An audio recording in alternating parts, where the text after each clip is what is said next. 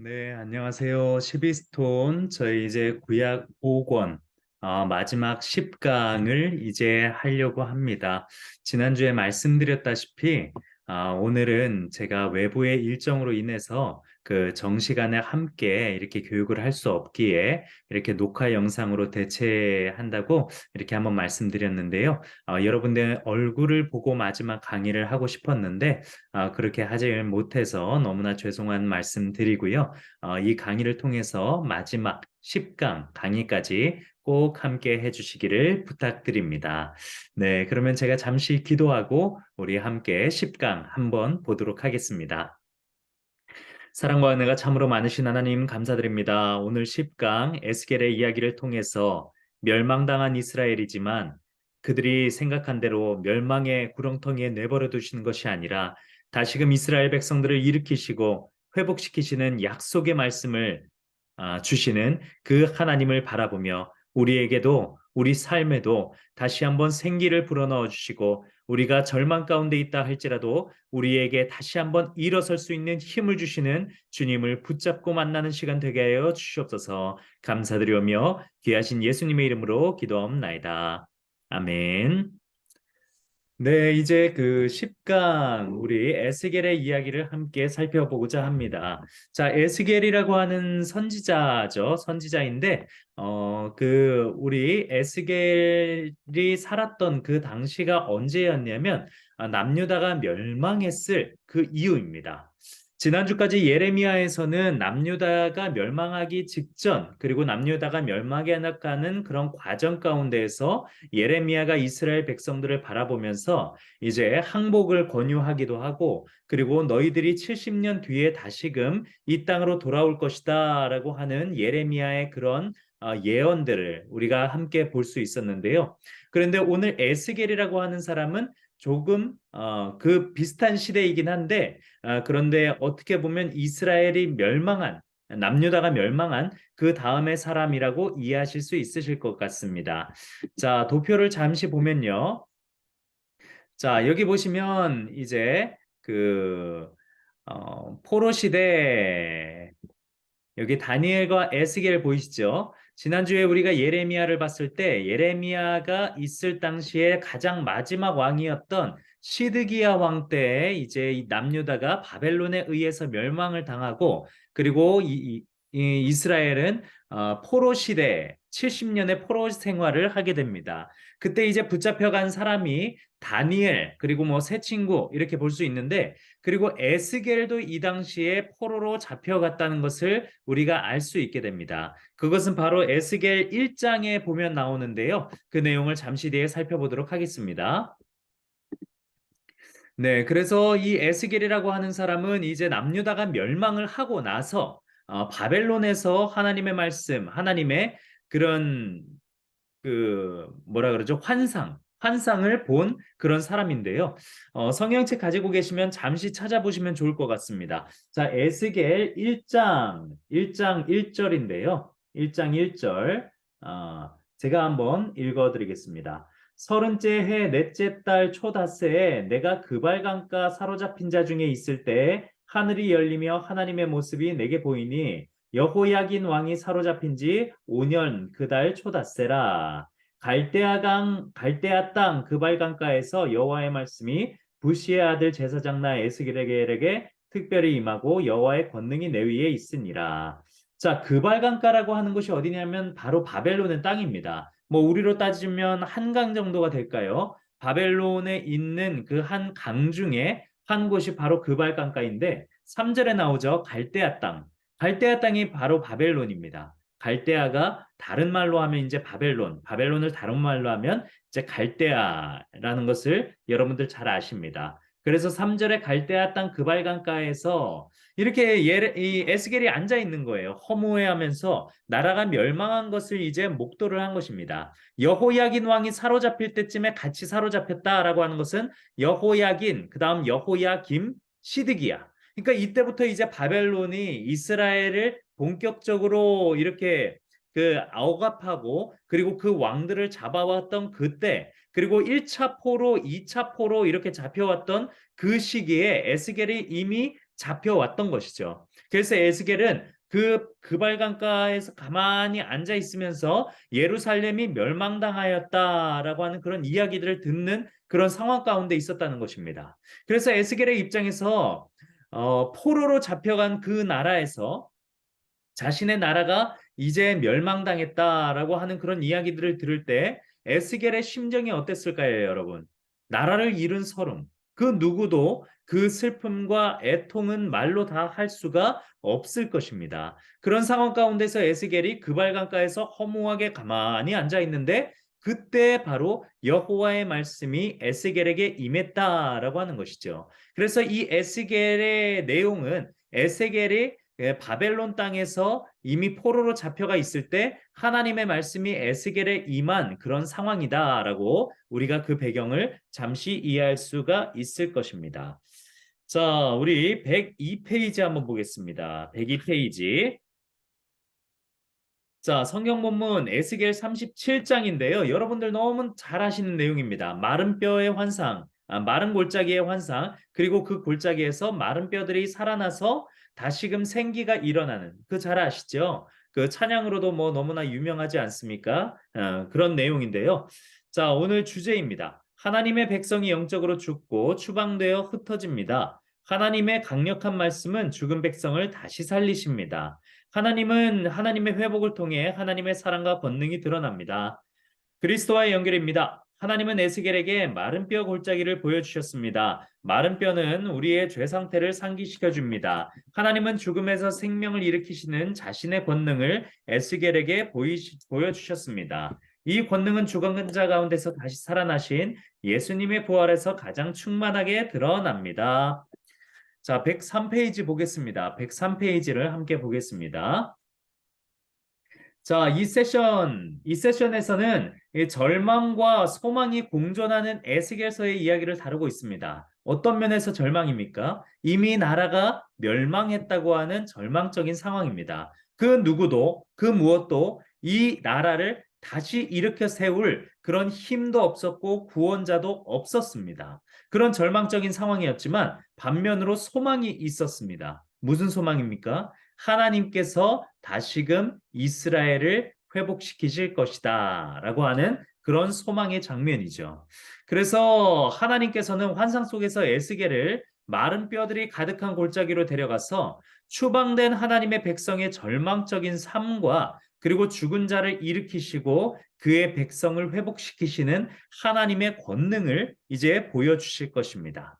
그래서 이를 통해 하나님은 에스겔 시대의 백성들에게 하나님이 그들을 다시 한번 고국으로 인도할 것이니 너희는 절망하지 말고 소망을 품으라 라고 하는 그런 메시지를 담고 있다는 것이죠. 자, 그림을 한번 보겠습니다. 자, 이 그림, 광야의 그림인데요. 이 그림은 아타카마라고 하는 사막이라고 합니다. 아타카마라고 하는 사막인데, 이 사막은 여러 나라의 접경 지역에 있어요. 칠레와 페루, 뭐 볼리비아, 아르헨티나 이런 남미에 있는 그 여러 나라의 접경 지역에 있는 그런 황야입니다.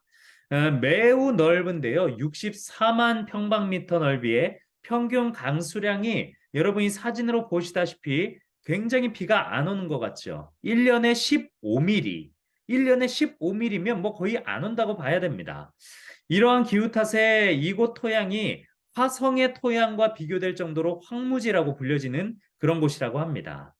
잘 자라는 식물도 없고요. 우거진 숲도 없습니다. 생명의 흔적을 거의 찾아볼 수가 없는 그런 곳입니다. 이런 것을 생각한다면 오늘 에스겔서에 나오는 그런 마른 뼈 골짜기, 황량한 골짜기가 이곳과 아마 비견이 되지 않을까. 아마 이미지로 따진다면 이런 이미지가 되지 않을까라고 생각을 해봅니다.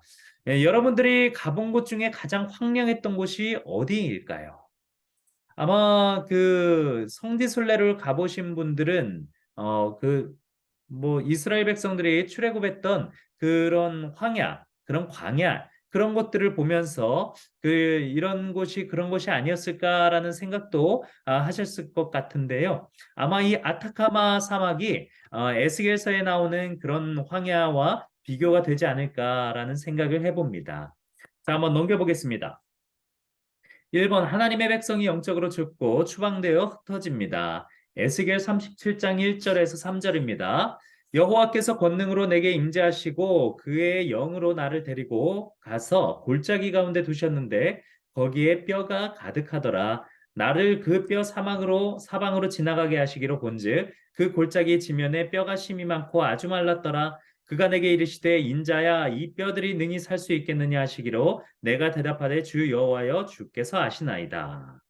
자, 에스겔도 확신을 못하는 것입니다. 하나님께서 에스겔을 마른 뼈 골짜기로 데리고 가셨습니다. 이 마른 뼈 골짜기는 어느 곳입니까? 골짜기 지면에 뼈가 심이 많고 아주 말랐더라. 아주 그 황야, 누구도 가기 싫은 아주 끔찍하고 그런 무서운 곳입니다.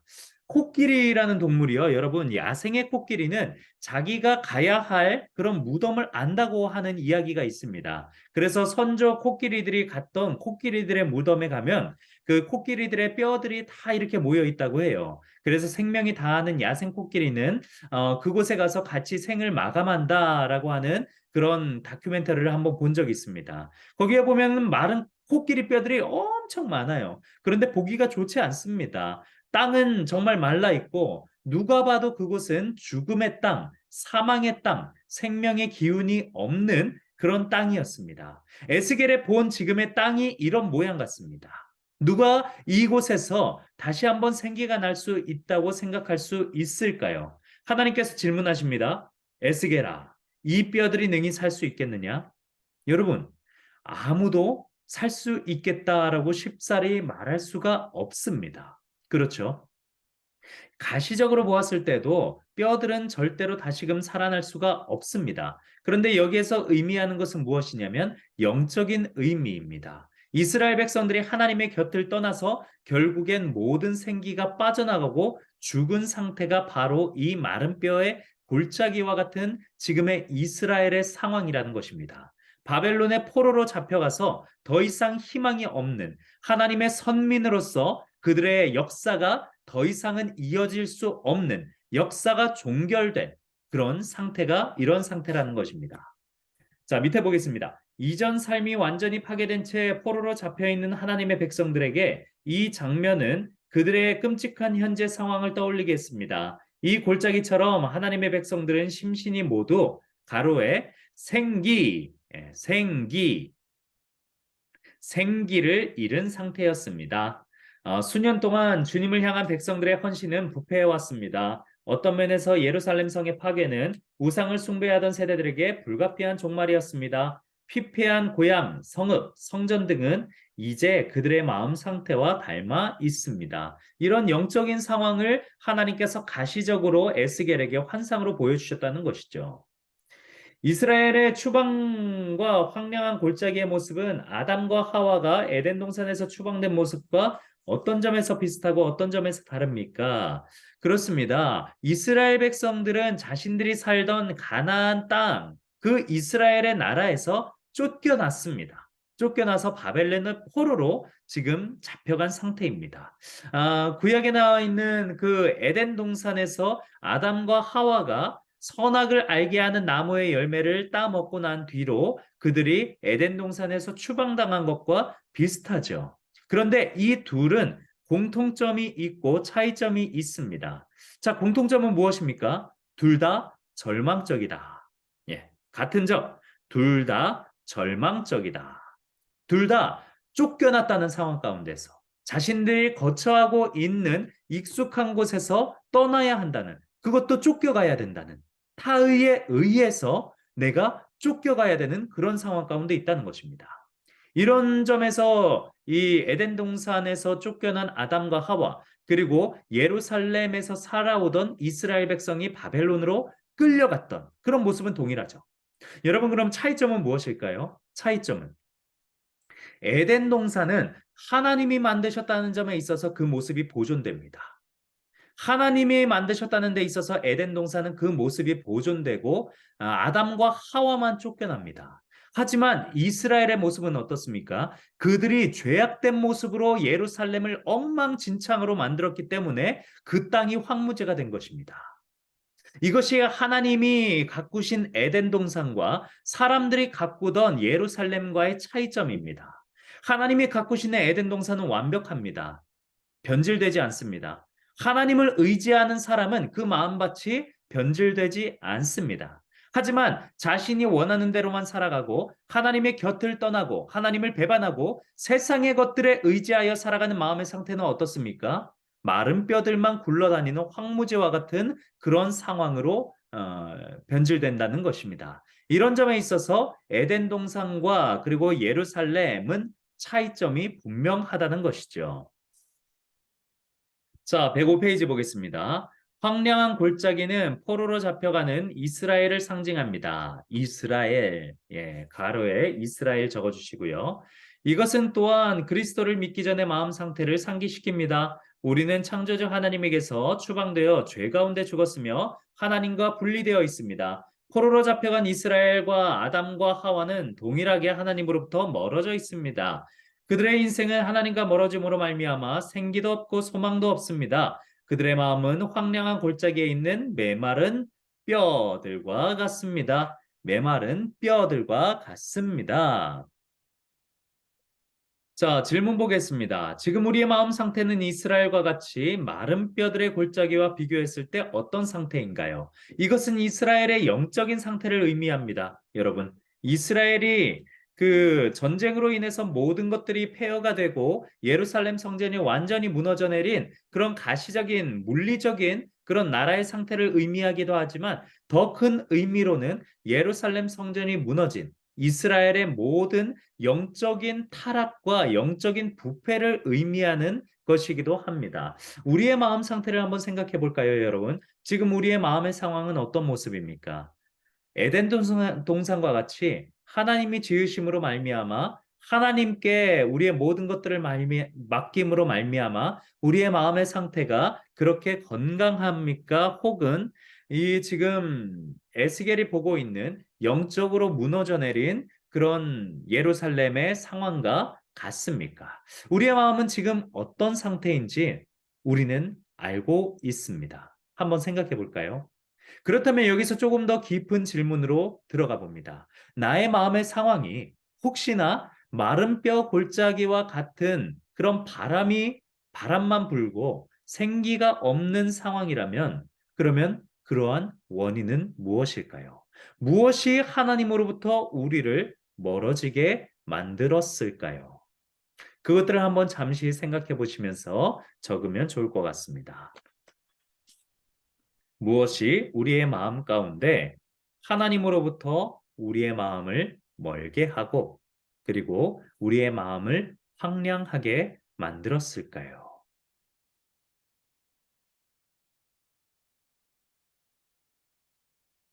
자, 한번 넘겨보겠습니다. 106페이지입니다. 하나님의 강력한 말씀은 죽은 생명을 다시 살리십니다. 에스겔 37장 4절에서 10절까지입니다. 예, 제가 맨날 그 뭐 집사님들, 권사님 막 이렇게 시켜드렸는데 제가 긴 구절을 읽으려니까 약간 막막하네요. 네, 그래도 한번 열심히 읽어보겠습니다.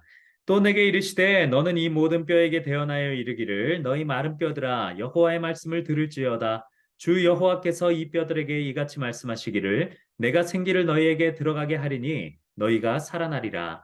너희 위에 힘줄을 두고 살을 입히고 가죽으로 덮고 너희 속에 생기를 넣으리니 너희가 살아나리라. 또 내가 여호와인 줄 너희가 알리라 하셨다 하라.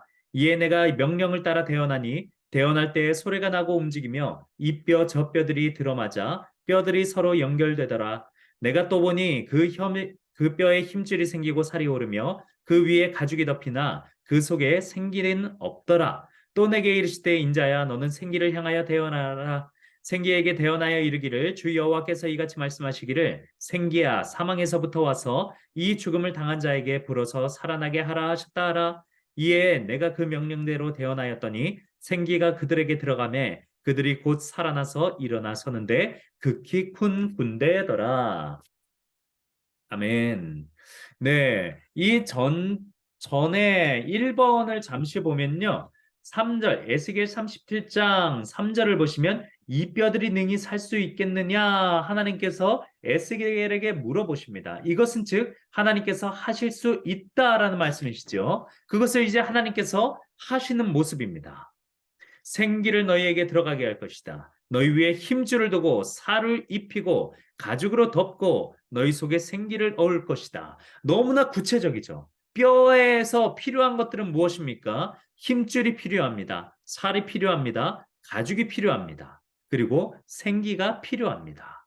이 모든 것들을 하나님께서 하시겠다 하십니다. 여러분 여기에서 나와 있는 생기라고 하는 것은요. 그 히브리어로 루아흐라고 하는데 성령을 의미합니다. 처음에 하나님께서 아담을 만드실 때도 이 루아흐, 이 하나님의 생기를 불어넣으심으로 말미암아 이 육체가 움직일 수 있게 된 것이죠. 우리의 육신이 있다고 할지라도 하나님의 생기가 그 안에 부재한다면 우리의 모습은 죽은 것이나 다름없습니다. 하지만 하나님께서 마지막에 생기를 불어넣으심으로 말미암아 우리는 다시 한번 살아날 수가 있는 것이죠.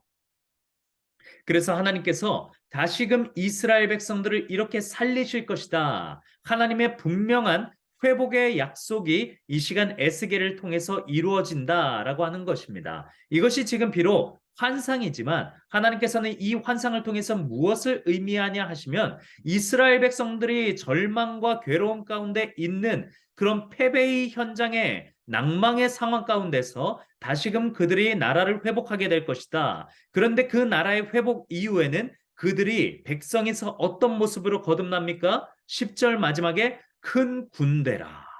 하나님의 큰 군대로 더욱더 강력하게 되살아날 것이다 라고 하는 말씀입니다. 여러분 하나님께서 우리를 다시금 회복시키시고 우리를 다시금 살리시는 데에는 우리를 더욱더 강건하게 살리신다는 그런 하나님의 회복의 약속의 말씀이 우리와 이 시간 임한다는 것입니다. 자, 마른 뼈들이 서로 맞추어지며 그 속에 생기가 불어넣어진 환상은 무슨 의미를 나타내나요? 하나님의 백성의 회복, 하나님의 백성의 회복을 의미하죠. 하나님의 백성의 회복. 다음 페이지 보겠습니다. 107페이지 주님이 말씀하시니 골짜기에 생명이 깃들었습니다. 하나님의 말씀은 권능으로 가득합니다. 태초에 하나님의 말씀이 무에서 유를 창조하셨습니다. 존재하는 모든 것, 눈에 보이는 모든 것이 하나님의 창조적 말씀의 결과입니다. 에스겔이 하나님의 명령에 따라 태어나자 거기에 가로에 마른 뼈, 마른 뼈들이 형체를 알아볼 수 있을 정도로 맞추어지면서 뼈끼리 부딪히는 소리가 났습니다. 그리고 새로 맞춰진 뼈들의 거기 두 번째 가로에 살이 덮이며 살이 덮이며 생기가 바람처럼 골짜기 안으로 불어왔습니다. 이 환상은 무엇을 나타냅니까? 바로 하나님 백성의 회복입니다. 회복. 여러분, 우리는 공기가 있다는 것을 압니다. 그리고 바람이 있다는 것을 압니다. 하지만 바람이 어디로부터 불어와서 우리에게 닿는지 우리는 모릅니다. 하지만 바람은 존재합니다. 하나님의 영도 그와 같다는 것입니다. 우리는 하나님의 영이 어디로부터 임하는지, 어디서부터 오는지 알지는 못하지만 분명한 것은 하나님의 영은 이 시간에도 운행하고 계시다라는 것이죠. 마른 뼈들이 되살아나는 회복에 대한 환상이 오늘날 우리에게 주는 의미는 무엇인가요? 오늘날 살아가는 우리에게도 똑같습니다. 우리는 이스라엘 백성들이 겪었던 나라를 잃은 서름, 즉 그들의 나라의 종말론이죠. 국가적 종말론입니다. 그들의 생명을 잃은 것은 아니지만 그들의 정체성을 잃었고요. 그들의 마음의 모든 것들이 좌절을 겪는 그런 죽음과도 같은 그런 종말론을 살아가고 있습니다. 오늘날 우리도 똑같습니다. 오늘날 우리도 살아가면서 정말 심지어 생명을 잃는 그런 안타까운 사고를 겪는 분들도 있고요. 혹은 마음 가운데 너무나 깊은 좌절로 인해서 마치 우리의 생명을 잃는 것 같은 괴로움을 겪는 분도 있습니다. 건강의 문제로, 건강의 적신호로 인해서 나에게 갑자기 찾아온 이 아픔과 괴로움으로 인해서 재물의 문제로 인해서 예측하지 못하는 재물의 그런 손실로 인해서 굉장한 마음에 큰 상심이 오시는 분도 있습니다. 관계적인 면에 의해서 가족과의 다툼으로 인해 자녀와의 관계 문제로 인해 형제들과의 문제로 인해 또는 내 마음 가운데 우울감으로 인해 나 자신의 아픔과 나 자신의 내면의 싸움으로 인해 우리는 이렇듯 여러 가지 산재해 있는 그런 일상 다반사적인 문제들로 인해서 오늘도 우리는 생과 사를 왔다 갔다 하는 그런 종말론적인 인생을 살아가고 있다는 것입니다. 여기에서 우리에게 임하시는 하나님의 말씀은 무엇입니까? 사람의 능력으로는, 사람의 생각으로는, 사람의 상식으로는 이루어질 수 없는 회복이 하나님을 굳게 붙잡음으로 말미암아 일어날 수가 있다는 것입니다. 그런데 여러분 여기서 중요한 것은요. 에스겔은 기대하지 않았지만 하나님께서 하셨다는 것입니다. 에스겔이 하나님께 구한 것은 아니었지만 하나님께서 주체적으로 하셨다는 것입니다. 이스라엘 백성들은 더 이상 기도할 힘도 없이 절망 가운데서 이제 망했구나라고 아무런 소망도 없이 모든 것들을 포기하는 상황이었지만 그런 그들에게 하나님께서 하셨다는 것입니다. 여러분, 우리는 우리가 구할 바를 알지 못하지만 성령께서 탄식함으로 우리를 위하여 간구하신다고 하셨습니다. 즉 무엇입니까? 우리가 좌절하고 우리가 괴로워하고 우리가 때론 기도할 바를 알지 못하고 기도도 나오지 않는 상황 가운데서 하나님은 우리를 위하여 일하고 계시다는 것입니다. 하나님은 우리를 위하여 우리의 인생길 가운데서 좋은 길을 예비하고 계시다는 것입니다. 이스라엘 백성들이 애굽에서 출애굽하고 그리고 홍해 바다를 앞두고 있을 때 절망을 만났습니다. 뒤에는 애굽의 군대가 따라옵니다. 괴로움과 그런 절망의 상황 가운데서 이스라엘 백성들이 기도도 안 나오고 하나님을 원망하고 욕하고 그러는 상황 가운데서도요. 하나님은 이스라엘 백성들이 어느 무트로 가야 가장 짧은 거리로 갈 수 있을지, 가장 좋은 길로 갈 수 있을지, 그들이 가진 가축과 목축과 노인과 아이들이 다 건너기 적당한 가장 토양이 괜찮은 곳이 어딜지 하나님은 홍해 바다 아래의 무트를 살피고 계셨다는 것입니다. 그렇게 우리는 절망 가운데서 괴로움만 바라보고 문제만 바라보고 있을 때도 하나님은 우리를 위해서 일하고 계시다는 것입니다. 이 하나님을 우리가 의지했으면 좋겠습니다.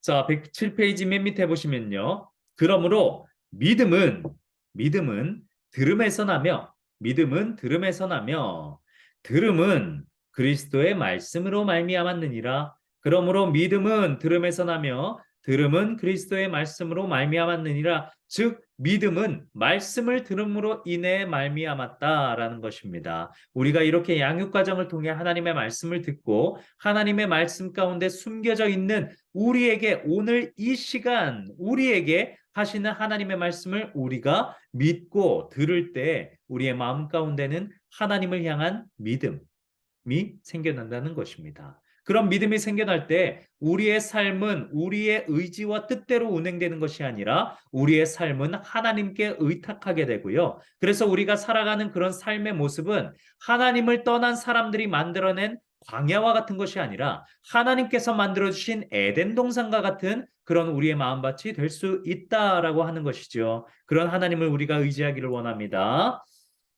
자, 108페이지 보겠습니다. 하나님의 회복을 통해 하나님의 사랑과 권능이 드러납니다. 하나님의 회복을 통해 하나님의 사랑과 권능이 드러납니다. 에스겔 37장 11절에서 14절입니다.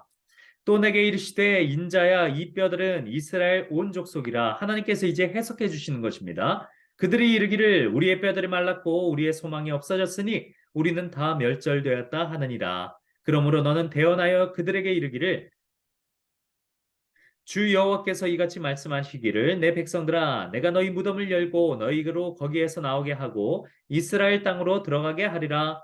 내 백성들아 내가 너희 무덤을 열고 너희로 거기에서 나오게 한즉 너희는 내가 여호와인 줄을 알리라. 내가 또 내 영을 너희 속에 두어 너희가 살아나게 하고 내가 또 너희를 너희 고국 땅에 두리니 나 여호와가 이 일을 말하고 이룬 줄을 너희가 알리라. 여호와의 말씀이니라. 아멘. 하나님께서 분명하게 직접적으로 말씀하십니다. 너희를 회복시키라. 너희를 되살리리라.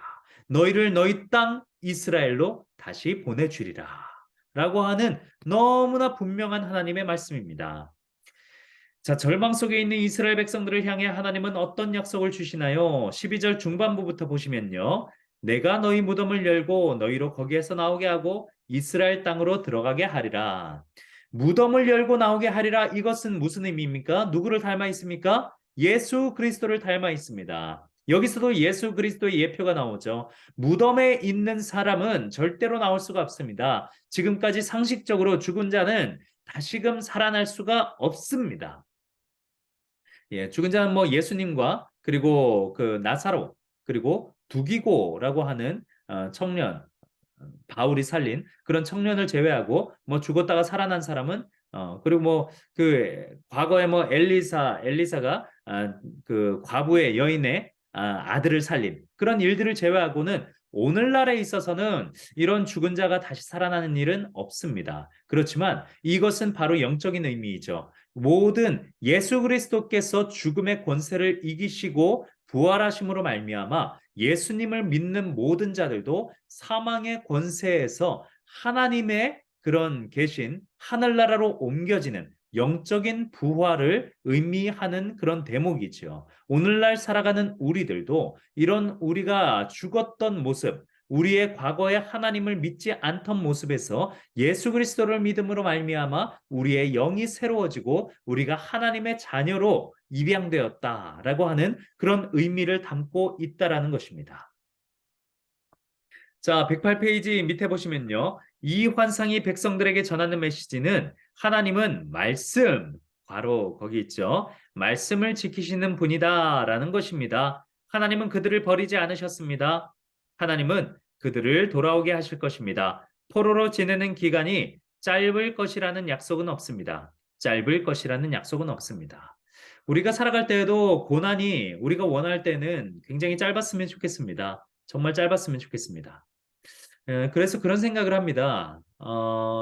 우리가 정말 고난을 겪어야 하는 이유는 무엇일까? 예수 그리스도께서도 죽음을 겪어야 했던 이유는 무엇일까? 우리 사람은 가급적이면 고난을 겪지 않기를 원합니다. 고난의 기간이 짧기를 원합니다. 이 아픔의 시간이 짧기를 원합니다.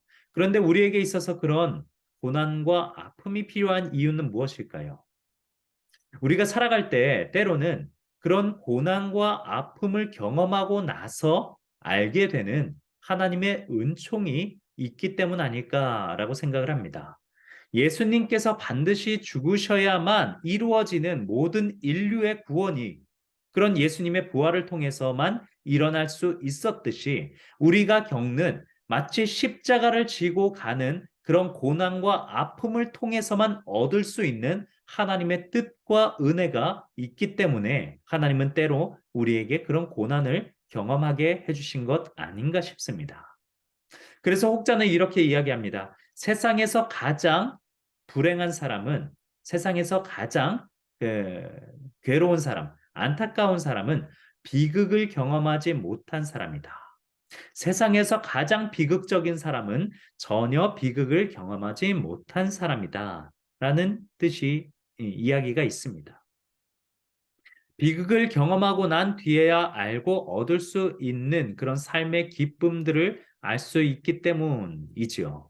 우리가 살아갈 때에도 때론 비극과 고난과 아픔이 산재하는 이유는 그것들을 통해서 우리가 얻을 수 있는, 깨달을 수 있는, 그리고 누릴 수 있는 것들이 있기 때문 아닐까라는 생각을 해봅니다. 다만 장차 마른 뼈들이 살아날 것이며 하나님이 그들 조상 아브라함에게 약속하셨던 땅에서 그들이 살아가리라는 약속이 있었습니다. 만약 하나님이 마른 뼈들을 살리실 정도로 강력한 힘을 가지고 계셨다면 분명히 하나님은 하나님의 백성들을 다시 회복시켜 줄 것입니다. 우리에게 비극이 찾아온다 할지라도 여러분 두려워하지 마십시오. 하나님은 우리를 살리십니다. 하나님은 우리에게 회복을 명령하십니다.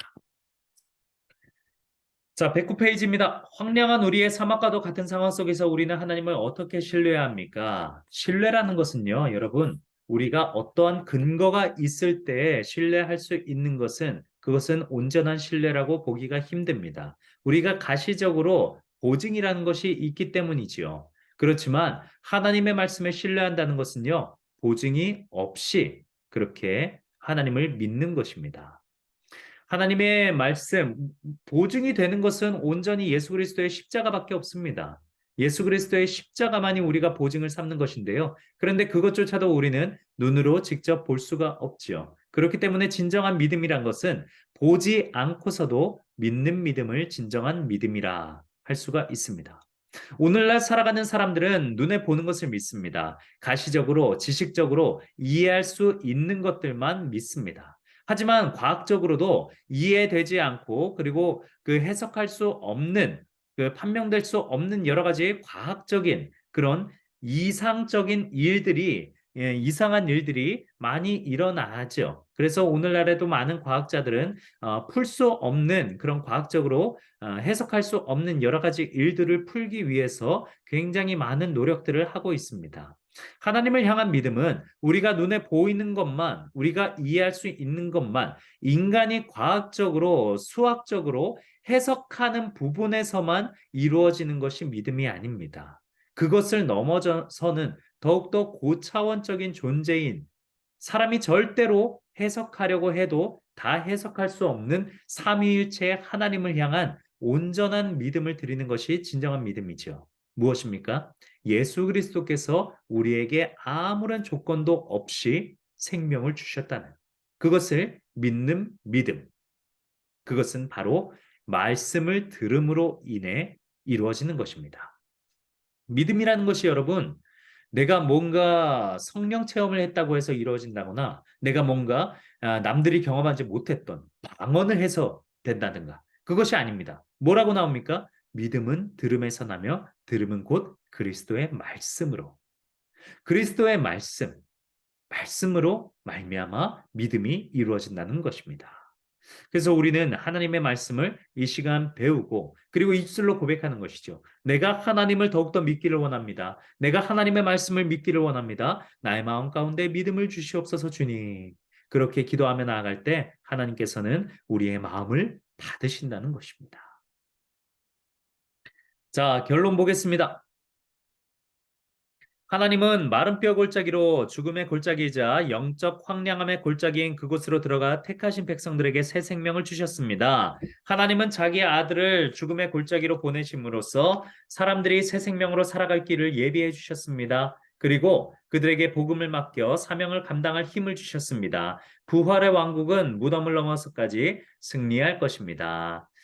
아멘. 자, 밑에 있는 그림을 볼까요? 자, 이 그림은 어떤 그림이냐면 처음에 나와 있는 사막의 그림입니다. 예.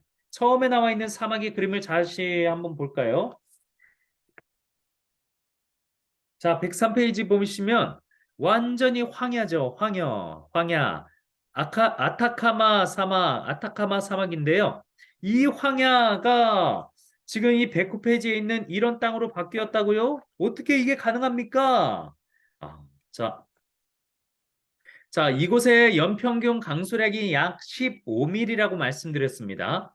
예, 그런데 이 땅은 뭐 무려 1500만 년 동안이나 이렇게 건조한 상태가 지속되어 왔다고 기후 전문가는 이야기하는데요. 그런데 2015년, 7년 전이죠. 슈퍼 엘니뇨 현상으로 인해서 이 사막에 엄청난 폭우가 내렸다고 합니다. 그래서 무려 12년 동안 내릴 비가 이 땅에 7년 동안 내릴 비가 한꺼번에 쏟아졌다고 해요. 7년 동안 내릴 비가 장장 12시간 동안 계속해서 이 땅 가운데 내렸다고 합니다. 그러니까 너무나 놀라운 일이 벌어진 것이죠. 정말 아무 생명체도 살 수 없다고 여겨졌던 이 사막에서 믿을 수 없는 광경이 벌어진 것입니다. 비를 머금은 싱그러운 꽃들이 하나둘씩 모래 위로 고개를 내밀면서 만개를 하기 시작한 것인데요. 모래만 쌓여있던 사막에 수백만 송이의 꽃들이 수놓아지면서 꽃 피는 사막이라는 경이로운 현상을 만들어냈다고 합니다. 꽃이 만발하면서 곤충과 새, 도마뱀, 쥐 등도 사막에 몰리면서 이 죽음의 사막, 광야의 사막이 생명의 땅으로 변해갔다라는 것입니다. 여러분, 이렇게 사람이 할 수 없는 일은 대자연이 하지 않습니까? 하나님이 하실 수 있다는 것입니다. 누구도 할 수 없다라고 하는 사람의 힘과 능력으로 과학적으로 할 수 없다라고 생각되는 것일지라도 하나님은 하실 수 있다라는 것입니다. 그 하나님의 때와 시기, 능력이 무엇인지 우리는 알 수 없지만 그 하나님께서 분명히 말씀하신 것은 무엇입니까? 회복을 약속하셨다는 것입니다. 우리를 끝끝내 회복시키리라. 죽음과 절망 가운데 내버려 두시는 것이 아니라 미래와 희망을 너희에게 주려는 것이라. 이 하나님을 우리가 의지하기를 원합니다. 여러분, 구약 5권을 끝내면서 우리에게 주시는 하나님의 희망의 메시지, 이것입니다.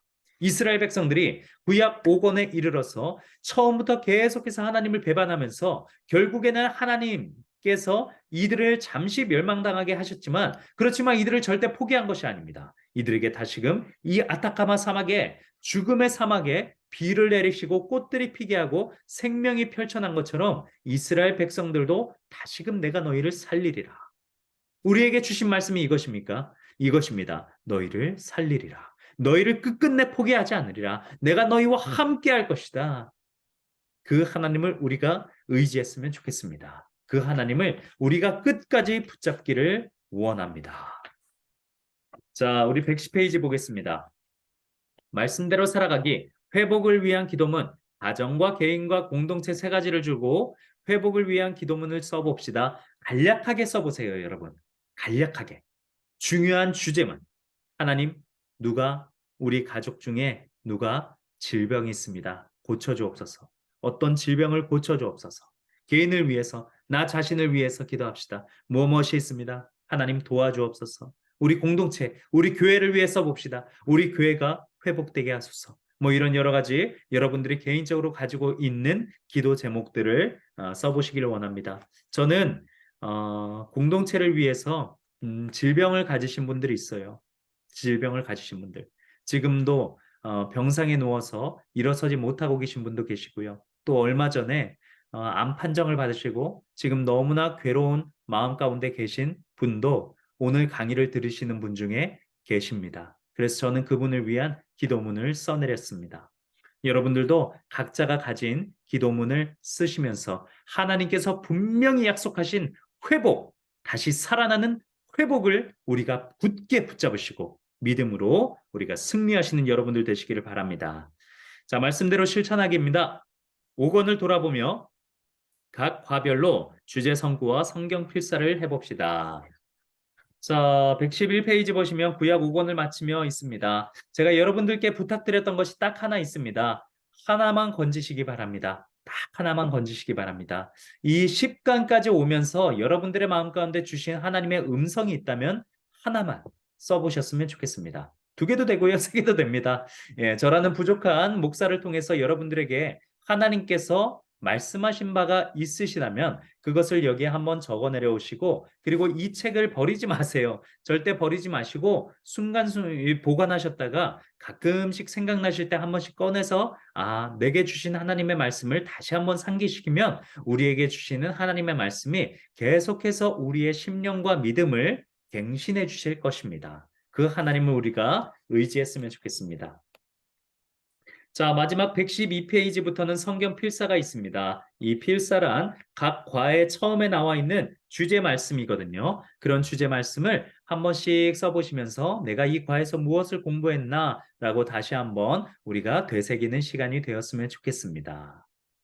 자, 여러분, 비록 여러분들과 얼굴을 보면서 이렇게 강의를 나누지 못했지만 그래도 제가 가지고 있는 하나님의 말씀을 여러분들과 나눌 수 있어서 매우 큰 영광이었고 기쁨이었습니다. 지난 10강 동안 정말 최선을 다해서 너무나 귀한 주일 2시 반부터 3시 반까지 저에게 시간을 할애해 주셔서 너무나 감사드리고요. 그리고 이 시간 동안 또 집중해서 말씀을 들어주셔서 너무나 감사드립니다. 저는 여러분들께서 앞으로도 계속해서 하나님의 말씀과 함께 맞닿아 계시면서 늘 하나님과 동행하시고 하나님께서 축복 주시고 함께 하시는 그런 귀한 하나님의 자녀가 되시기를 저는 개인적으로 계속해서 기도할 것입니다. 앞으로 또 이제 구약 6권도 남아 있는데요. 6권도 함께 하시기를 간절히 원하고요. 또 가능하다면 저와 또 함께 강의를 들으시면 너무나 좋겠고요. 또 혹시나 다른 목사님들과 강의를 듣게 되시더라도 저희 목사님이 그렇대요. 각자가 다 하나의 말씀으로 다양한 그런 해석이 있다라는 이야기를 들었습니다. 그래서 제가 흘려들은 이야기로는 저희의 강의를 다 이렇게 돌려 듣는다라는 이야기도 있는데, 예, 그렇게 돌려 들을 정도로 가치 있는 강의 중에 한 강의가 될 수 있다고 생각하니 너무나 제겐 개인적으로 과분하기도 하고 영광스럽기도 합니다. 아무튼 여러분들과 이렇게 10강까지 함께 할 수 있어서 너무나 제게는 큰 기쁨이었고 영광이었습니다. 함께 해주신 여러분 너무나 감사드립니다. 그러면 제가 기도하고 마치도록 하겠습니다. 사랑과 은혜가 참으로 많으신 하나님 감사드립니다. 오늘 에스겔 10강을 통해서 하나님께서 분명히 회복을 약속하실 그 회복의 말씀을 이 시간 다시 한번 마음에 받습니다. 하나님, 눈에 보이는 것은 절망과 고통과 그리고 낭만뿐이지만 그럼에도 불구하고 하나님의 약속의 말씀을 붙잡길 원합니다. 하나님의 말씀을 붙잡을 때 하나님께서 분명히 회복을 약속하심을 우리 삶 가운데 역사하여 주시옵소서. 하나님의 말씀을 붙잡고 이 시간 다시 한번 믿음으로 나아가기를 원하오니 주님, 우리의 심령과 우리의 영과 우리의 마음이 하나님께로 온전히 다시금 한 단계 업그레이드 되는 그런 신앙이 될 수 있도록 인도하여 주시옵소서. 강의를 들으시는 모든 장로님, 권사님, 집사님들 축복하여 주시고 우리 삶이 또한 우리의 자녀의 삶이 우리의 배우자의 삶이 우리의 자손 대대의 삶이 하나님의 붙드심으로 말미암아 하나님의 회복 가운데서 하나님과 동행하는 모든 가문들 다 되실 수 있도록 인도하여 주시옵소서. 감사드리옵고 이 모든 말씀 귀하신 우리 주 예수 그리스도의 이름으로 기도하옵나이다. 아멘. 함께 해주신 여러분 너무나 감사드립니다. 너무나 감사드리고 그리고 이 강의를 들으시고 난 뒤로는 그리고 자유롭게 카톡방은 나가셔도 되겠습니다. 그럼 여러분 이렇게 인사드리도록 하겠습니다. 수고 많으셨고요. 감사드립니다.